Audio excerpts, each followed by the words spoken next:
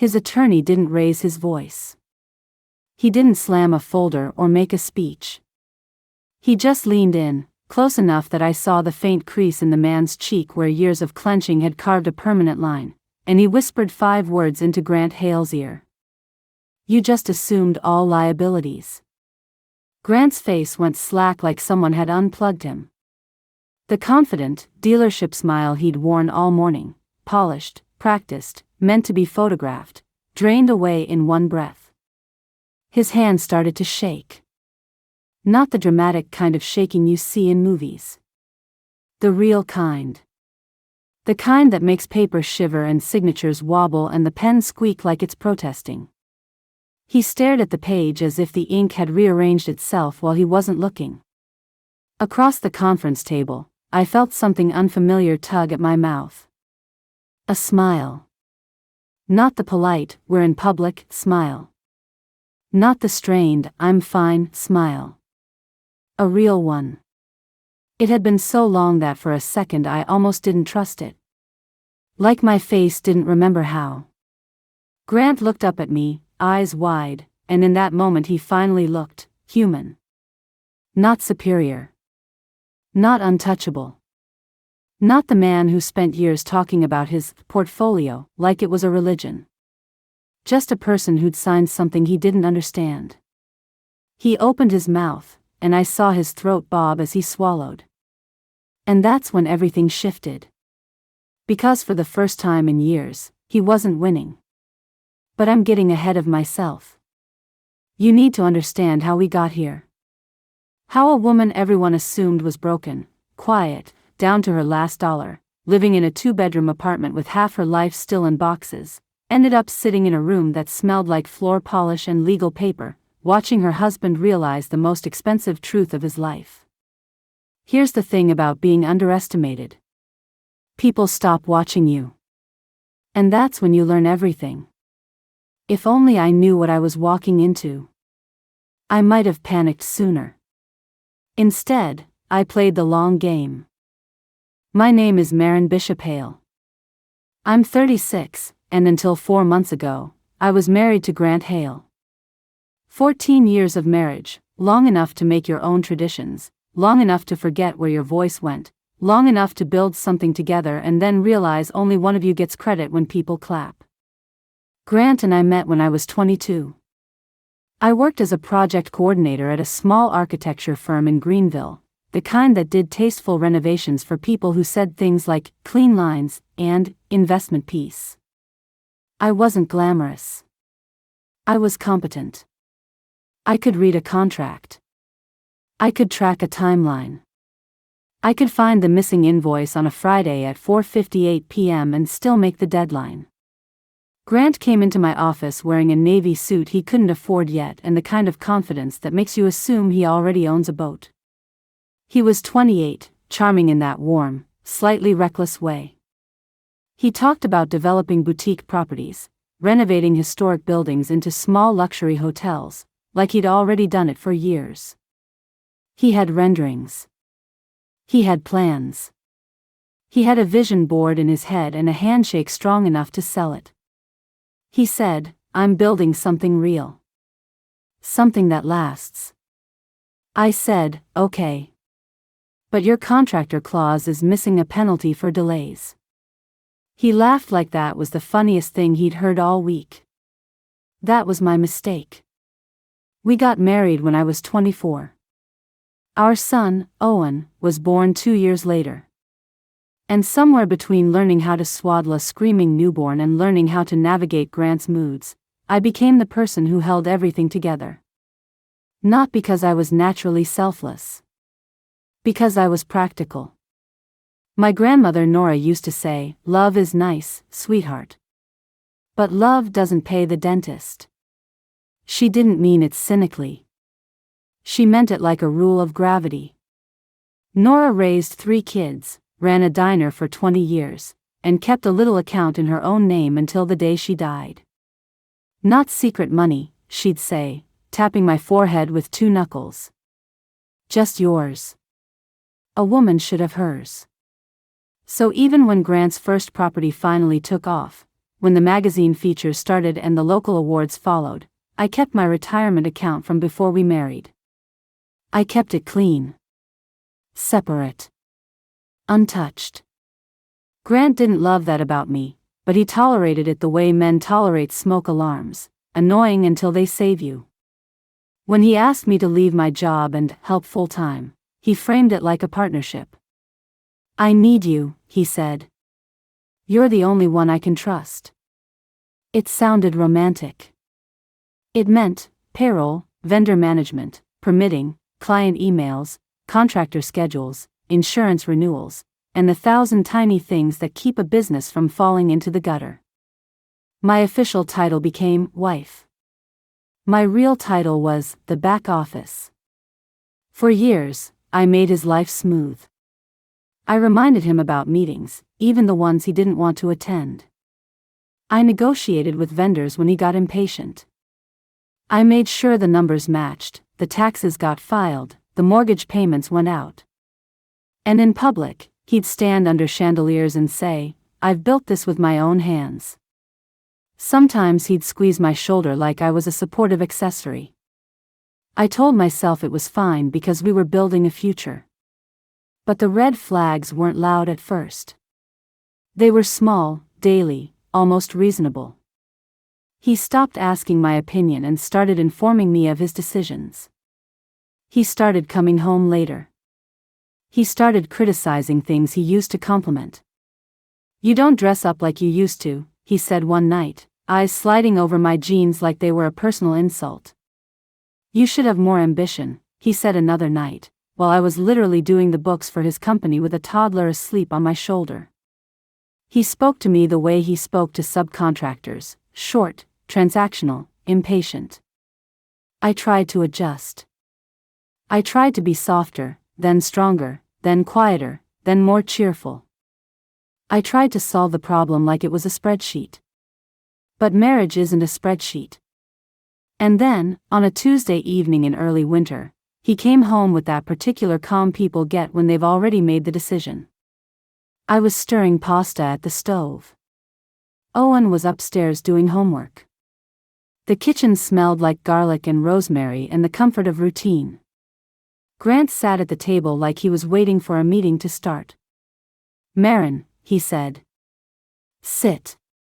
My stomach dropped so fast I felt it in my knees. I sat across from him, and the table between us looked suddenly too wide. "I want a divorce," he said. No shaking voice. No apology. Just business. And then he added, like he was reading off a list, "I want the house, the cars, the company. Everything. You can keep Owen." He said our child's name like he was handing me a bag I forgot at the store. For a second, I couldn't hear anything but the hum of the refrigerator. I stared at him, waiting for the punchline that didn't come. But I had no idea what was coming next. The next week unfolded the way bad news does when you don't have time to process: fast, messy, relentless. Grant moved me into the guest room. Not with a fight. With logistics. "I need space," he said, as if I'd been the one who detonated our life. My closet, which had once held 14 years of maybe someday outfits, shrank to 2 sections of hanging space. The message wasn't subtle. "This isn't your house anymore." 2 days after that, my personal credit card declined at the grocery store. I stood there, holding a carton of milk and Owen's favorite cereal, while the cashier cleared her throat and stared at the machine like it had personally offended her. When I called Grant, he sounded bored. "We should separate finances," he said. "It's cleaner." Cleaner. Then the joint card stopped working too. Then the suggestions started. "Maybe you should look for somewhere else to stay while we figure things out." Somewhere else. In my home. If only I knew what I was walking into. I would have started packing that night, not because I agreed, but because the humiliation was about to become a daily ritual. Within 2 weeks, he brought her around. Her name was Delaney Cross. She was 29, worked for his company in branding, and she had the kind of polished look that made even her ponytail seem expensive. The first time she walked into my kitchen, she didn't hesitate. She opened drawers like she'd always lived there. She poured herself water in a glass I'd picked out at a flea market in Asheville. She wore my apron, my grandmother's apron, the one with faded strawberries stitched near the pocket, and made a smoothie in my blender. Delaney smiled at me like we were all in on a joke. Grant wrapped an arm around her waist and said, "We're trying to keep things normal for Owen." Normal. They sat on my couch. They watched my television. They ate off plates I'd bought with my own paycheck years earlier. And I stood in the doorway like a ghost haunting my own life. The humiliation escalated in neat little steps, like someone planning a staircase. First the guest room. Then the credit cards. Then Delaney in the kitchen. And then his mother arrived. Evelyn Hale was the kind of woman who spoke in sympathy the way other people spoke in warnings. "Oh honey," she said, touching my hand, eyes bright with practiced concern. "You must have done something to push him." She made it sound like basic physics. "Men need respect," she told me. "They need peace." Evelyn's version of peace was everyone catering to Grant like he was fragile porcelain. She offered to help me pack. By help, she meant she stood in my closet and decided what I deserved. Old sweaters? Fine. Family photos? Those are technically shared, dear. Jewelry Grant bought me? Marital assets. The dining chairs I picked out and paid for in installments? He needs those for the house. At one point she held my grandmother's worn recipe book, Nora's handwriting curling across the pages, and paused. Her mouth tightened like she was weighing its worth. I stepped forward and took it from her without speaking. Evelyn blinked, surprised, then smiled. "Oh. Of course. Sentimental."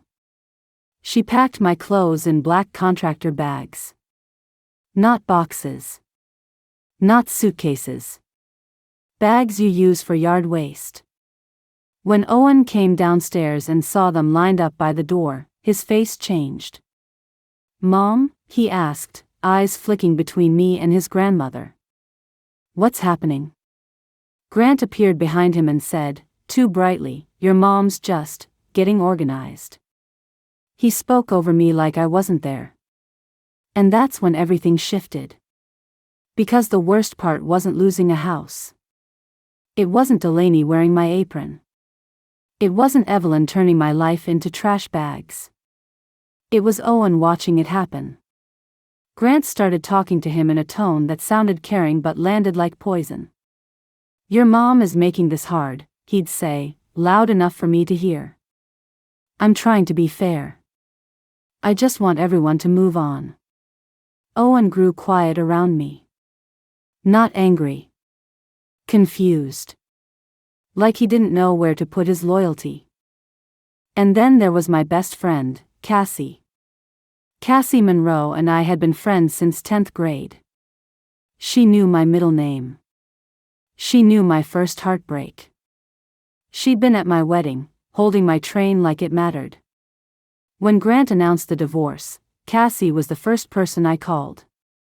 She showed up with a bottle of wine, hugged me hard, and said, "I'm here. Whatever you need."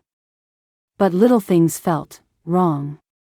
Grant knew what I was considering before I told him. When I mentioned to Cassie that I might fight for the house, Owen came home the next day saying, "Dad says you'll never get it." When I told Cassie I was looking at apartments near Owen's school, Grant casually said, "That area is too pricey for you now." I felt my chest tighten. Then I remembered all the times Cassie lit up when Grant walked into a room. The way she laughed a fraction too hard at his jokes. The way she always asked about him first. "How's Grant doing? Is Grant okay? Grant must be under so much stress." I didn't want to believe it. But the pattern was a pattern. My best friend wasn't just comforting me. She was reporting back. But I had no idea what was coming next, because by the time I admitted that betrayal to myself, Owen was already slipping through my fingers. That's when I hired an attorney. Her name was Rhea Park. She was 54, wore her hair in a sharp gray bob, and spoke with the calm of someone who never lost sleep over other people's chaos. She reviewed the divorce proposal Grant's lawyer had drafted, pages of reasonable terms that left me with almost nothing, and said, flatly, "No, he's trying to strip you," she told me. "You helped build this. You're entitled." I stared at her. "What if I don't want the fight?" I asked. Rhea's eyebrows lifted like I'd suggested we mail Grant a thank you card. "Marin," she said carefully, "if you don't fight, he takes everything." I nodded, eyes down, hands folded. I let her think I was broken. Because everyone did. And that was going to be useful. I moved into a 2-bedroom apartment across town with Owen. It had beige carpet that didn't quite lay flat and a kitchen that could fit exactly one person without turning sideways. Half our boxes didn't fit anywhere. They stacked in Owen's room like a cardboard skyline. Every time I looked at them, I felt the weight of our new reality. Grant stayed in the house and posted photos online like he'd just been reborn. "Fresh start," one caption read, over a picture of him and Delaney clinking glasses at some rooftop restaurant. Evelyn commented, "So proud of you, sweetheart. You deserve happiness." Cassie texted me the same day, "How are you holding up? I'm so worried about you." Her concern felt rehearsed. But I smiled at my phone and typed back, "Just trying to get through it. I don't have energy to fight."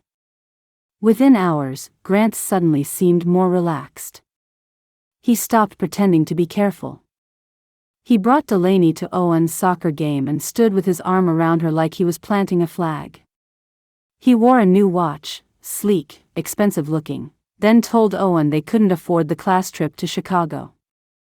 Owen noticed. He didn't say anything at first, but his eyes started tracking details the way mine always had. Meanwhile, mediation sessions began. They were held in a bland conference room that smelled faintly of toner and old coffee.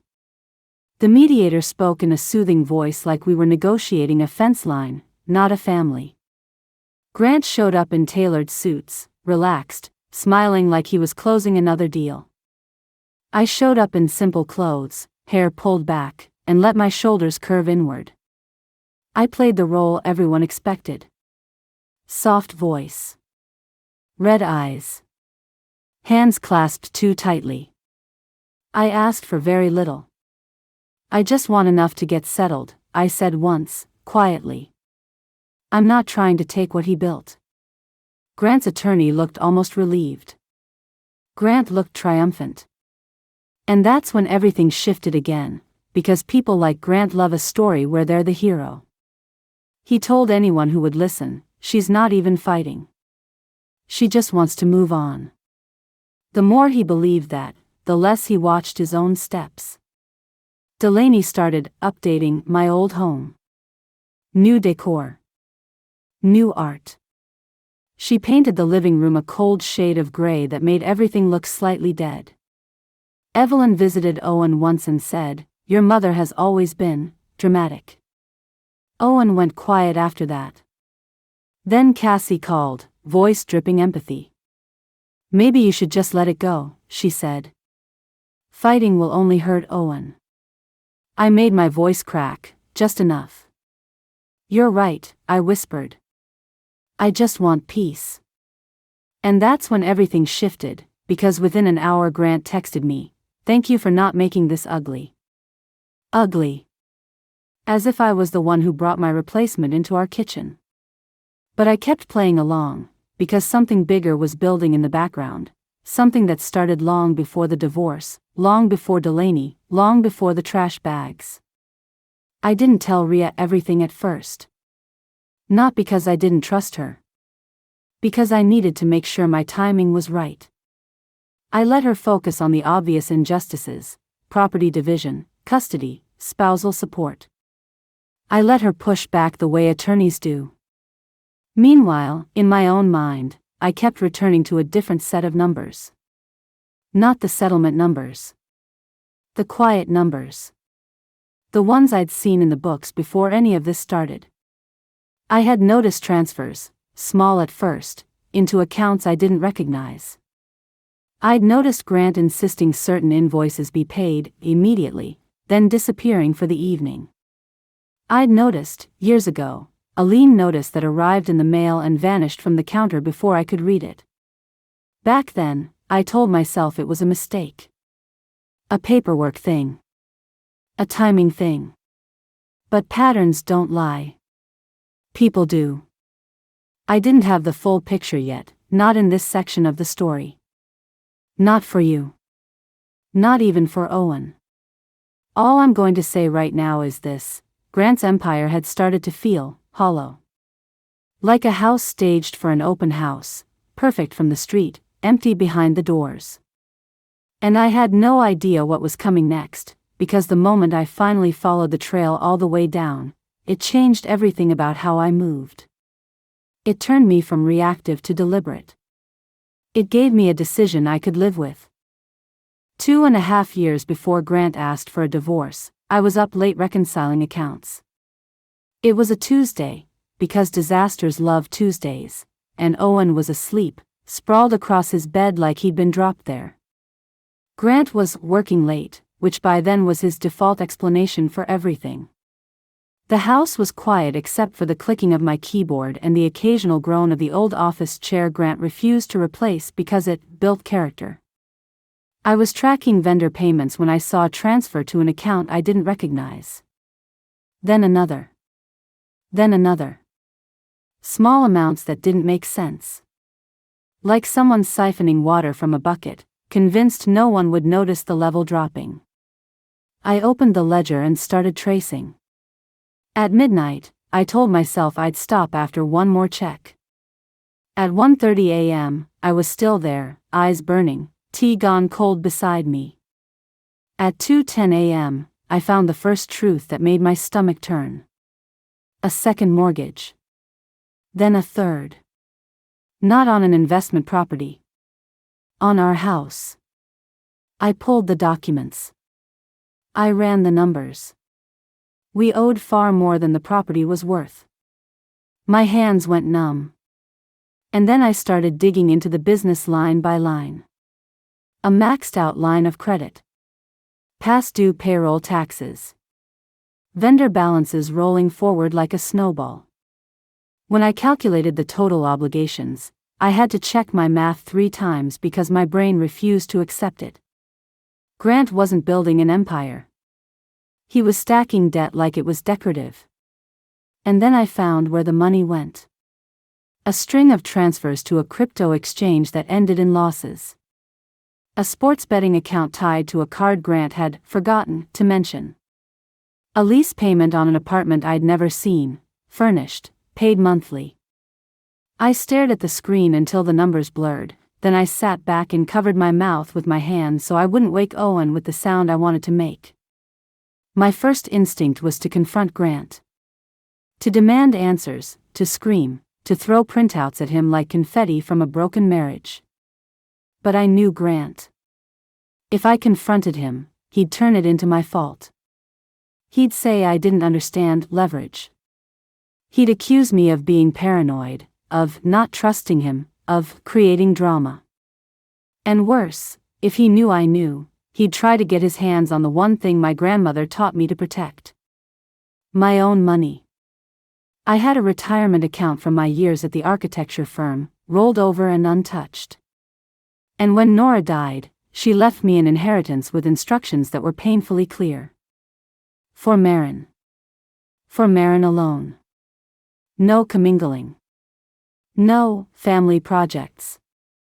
No temporary loans. Just mine. So instead of confronting Grant, I did something quieter. I protected Owen.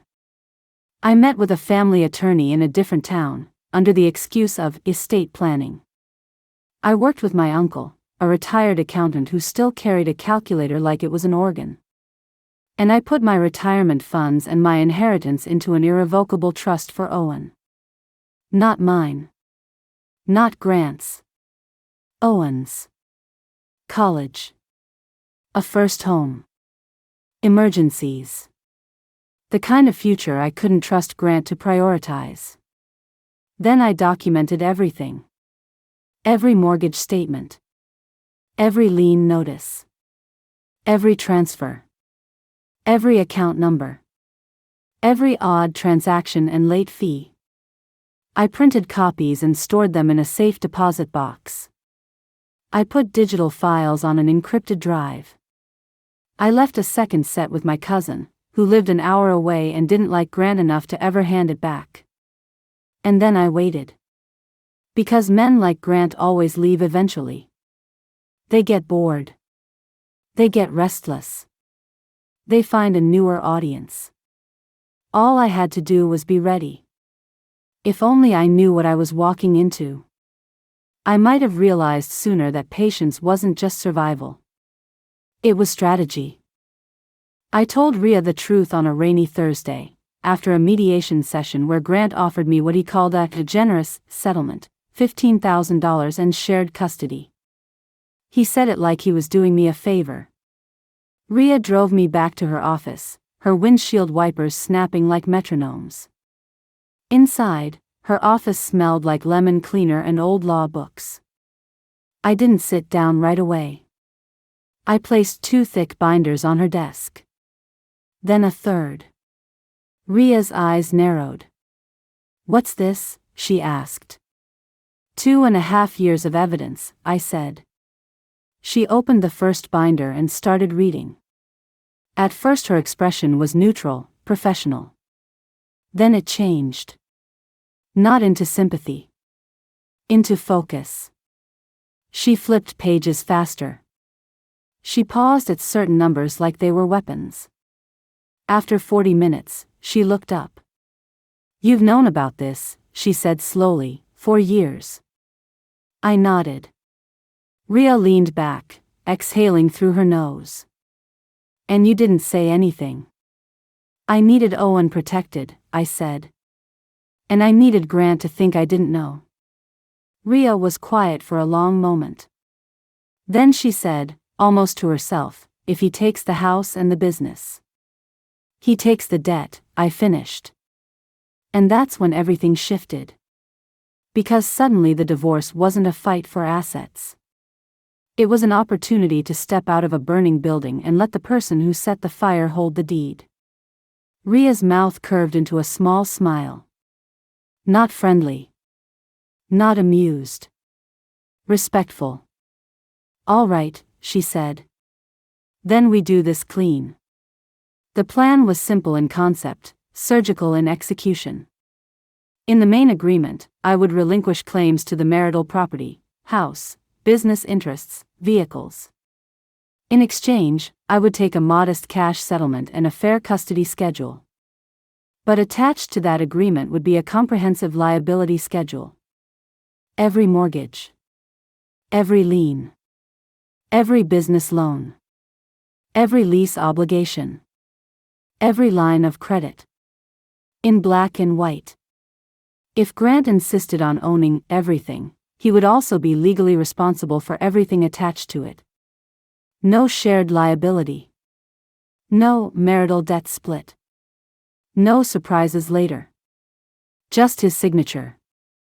To make it airtight, Rhea waited for Grant's attorney to do what any competent attorney would do, request an independent audit. And right on schedule, Grant's lawyer, Miles Rourke, a man with tired eyes and a voice like gravel, called Rhea and said, carefully, "My client is assuming significant assets. I want verification of valuation and liabilities." Rhea replied, polite and neutral, "Of course. We will provide documentation." Miles brought the request to Grant. Grant refused. "I'm not paying for some accountant to tell me what I already know," Grant snapped, according to Miles later. "We're done dragging this out. Delaney wants this finished." Miles pushed. Grant shut him down. So Miles did the only thing he could do to protect himself. He drafted a waiver. A document stating that he had advised a financial review and his client was declining against counsel's advice. Grant signed it without reading. And I had no idea what was coming next until I saw that waiver in Ria's hands and realized Grant was building his own cage with premium materials. Meanwhile, I played my part. At mediation, I asked for crumbs. I acted exhausted. I let my voice shake. I apologized for being difficult. I made it so convincing that even the mediator looked uncomfortable. Grant's confidence bloomed. He started bragging openly. Cassie kept calling, fishing for information, and I fed her exactly what she wanted to hear. "I'm just trying to survive," I'd whisper. "I can't fight anymore." Within hours, Grant would send a smug text, "Glad you're being reasonable." Owen watched all of it. He watched Grant buy Delaney designer bags and then tell him money was tight. He watched Grant wear a new watch and then refuse to pay for a school trip. And one night, sitting at my small kitchen table under a flickering light fixture, Owen looked at me and said, quietly, "Mom, is Dad actually as successful as he says?" I studied my son's face, the seriousness, the intelligence, the way he was putting pieces together without anyone helping him. "What do you think?" I asked. Owen hesitated. "I think," he said, choosing his words carefully, "I think he's pretending." I squeezed his hand. "Trust your instincts," I said. "And wait a little longer." And that's when everything shifted for Owen too. Because he stopped believing Grant's story. And he started watching the details. The final hearing took place on a bright Thursday morning in April. The courthouse smelled like old wood and floor polish and the faint metallic tang of nerves. Sunlight cut through tall windows, landing in clean rectangles on the floor. Lawyers shuffled papers. Someone coughed in the back row. A bailiff murmured instructions like we were all on the same script. Grant arrived early in a charcoal suit I'd helped him choose years ago. He looked relaxed, almost cheerful, like he was closing on a property. Delaney waited in the hallway, too interested to stay away, not allowed in the room. Evelyn sat in the gallery, posture straight, lips pressed together in satisfaction. I arrived a few minutes later in a plain navy dress, hair pinned back, no jewelry. I looked like a woman who'd run out of fight. Perfect. The judge, Honorable Linda Carver, entered and everyone stood.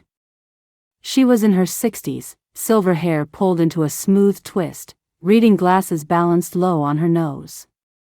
Her eyes held the tired patience of someone who'd seen every version of, "But it's not fair." Miles stood and summarized the agreement confidently. "Mr. Hale assumes all marital assets including the residence, the Hale Development Company, and associated vehicles. In exchange, Mrs. Hale receives a cash settlement and the parties share custody of their minor child." Ria rose beside me. "That is correct, Your Honor."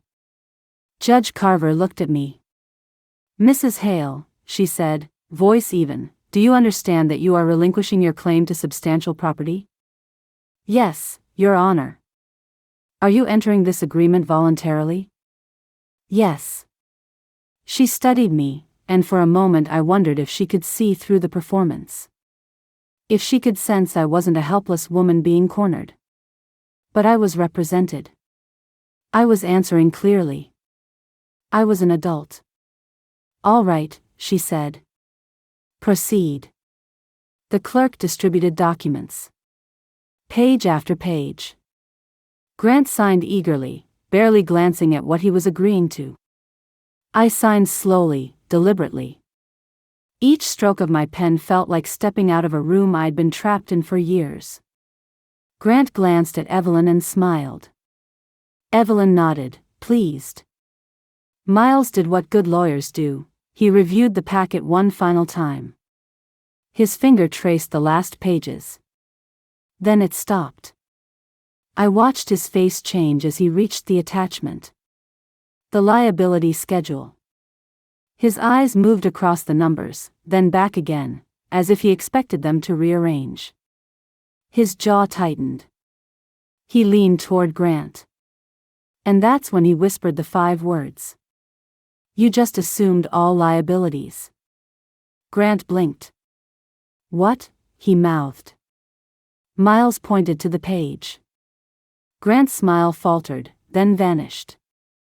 He scanned. Mortgage balances. Business loans. Tax obligations. Lease contracts. Personal guarantees. Numbers stacked like bricks. His face went pale. His hands began to shake. He looked up at me as if I'd pulled a trapdoor under him. "This isn't right," he blurted, voice rising. This is fraud." Judge Carver's eyes sharpened. "Mr. Hale," she said, "sit down." Grant sat, but his knee bounced under the table, frantic. "These figures are wrong," he insisted. "She hid this. She manipulated." Judge Carver lifted a hand. "Mr. Hale," she said, tone crisp, "are you telling this court you don't know your own financial obligations?" Grant opened his mouth, then shut it. Miles cleared his throat. "Your Honor," he said, "I advised my client to conduct an independent financial review prior to signing." He declined. "I have a waiver acknowledging that." He produced the document. Judge Carver read it quickly, then looked at Grant. "Is that your signature?" Grant stared at the page like it had teeth. A long pause. "Yes," he said, voice thin. Judge Carver set the waiver down. "Then you were advised," she said. "You chose not to verify. You signed voluntarily. The agreement stands." Grant turned to me, something raw breaking through the polished exterior. "You knew," he said, voice cracking. "You knew about this." I met his eyes. "I handled your books," I said calmly. "For years." His face flickered through disbelief, anger, fear, then realization. The kind of realization that drops in your chest like a stone. He looked back at Judge Carver. "I want to withdraw," he said quickly. "I didn't understand. This isn't fair." Judge Carver shook her head. "Mr. Hale," she said, "you were represented by counsel. You affirmed you understood. You declined review. You don't get to undo a signed agreement because you didn't read it." Silence pressed down. Then the gavel came down too. "It is ordered," Judge Carver said. "Mrs. Hale receives the settlement as stated. Mr. Hale receives the assets as stated along with all associated liabilities. This marriage is dissolved." Grant sagged in his chair like someone had cut the strings. I stood, smoothed my dress, and picked up my bag. Before I left, I looked at him one last time. "You said you wanted everything," I said quietly, "except Owen." Grant's eyes flashed, wet and furious. "I gave you exactly what you asked for." Then I walked out. In the hallway, Delaney's face was already changing as she listened to Grant's frantic voice spilling through the door. Her eyes narrowed. Her mouth tightened. She looked at him like he was a product she'd just realized was defective. And by the time I reached the elevator, she was already walking away, heels sharp against the tile, not looking back. Outside, the April air hit my face, warm, clean, real. I stood on the courthouse steps for a moment and let myself breathe. Behind me, Grant was still inside, arguing with paper. Ahead of me was a life that would be smaller, quieter, and mine. And for the first time in years, I didn't feel like I was holding my breath to keep the peace. The collapse didn't happen overnight, but it happened faster than Grant expected. Within 3 weeks, Delaney moved out of the house. She left a note. Something short. Something like, "This isn't what I signed up for." Within a month, Grant tried to sell the house. But when you owe more than a place is worth, buyers don't line up. Banks do. Within 2 months, vendors started filing claims.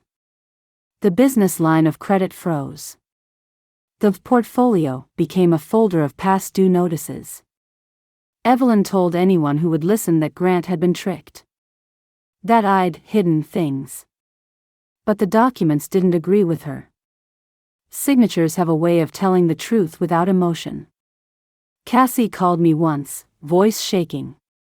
"I didn't know it was that bad," she said. "Marin, I'm so sorry.